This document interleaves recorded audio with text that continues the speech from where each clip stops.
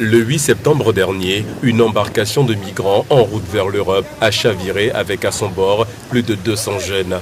Le bilan fait état de 39 morts et plusieurs personnes portées disparues. Le chef de l'État, Bassirou Diomaye Faye, s'est rendu immédiatement sur les lieux du drame à Mbour. Plusieurs mesures ont été prises, notamment la mise en place d'un numéro vert pour tenter de freiner le flux migratoire vers l'Europe. Dans les prochains jours, le gouvernement mettra en place un numéro vert. Parce qu'il ne peut pas y avoir de départ dans les conditions où les gens empruntent la mer sans qu'il n'y en ait qui en sachent quelque chose. Mais ils ne doivent pas se taire parce que quand ils se taisent, c'est des centaines de jeunes qui perdent la vie. C'est ces jeunes-là qui doivent reconstruire le pays. C'est ces jeunes-là qui constituent l'espoir.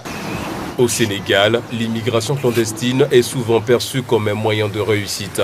Yaya Mbalo a tenté l'aventure en 2023 avant de faire demi-tour. J'ai eu des conseils, on m'a tout parlé, il ne faut pas aller, il ne faut pas aller. Là, moi, je voyais juste l'Europe. Je pensais que c'est l'Eldorado aussi, je pensais. Parce que vu les images que je recevais dans mon WhatsApp et trucs comme ça, là, je me suis dit que il faut que j'y aille, quoi, en fait.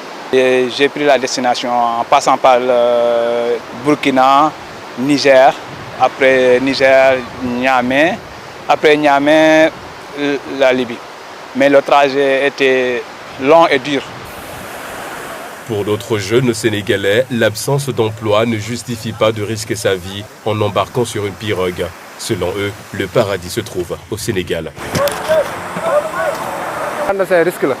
L'immigration clandestine est trop risquée, mais beaucoup de pêcheurs n'ont pas le choix parce que la mer n'a plus de poissons.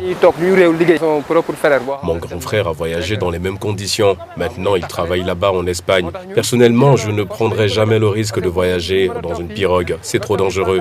Je préfère me construire ici au Sénégal. L'ONG Horizon Sans Frontières appelle les nouvelles autorités à mettre en place des politiques facilitant le retour et la réinsertion des migrants sénégalais. Je crois qu'il faudra, dans une démarche systémique, essayer de travailler sur ça, faire avancer la grille de réflexion, comme je l'ai dit tout à l'heure, pour encourager le retour. Dans tous les cas, ce retour risque d'être forcé.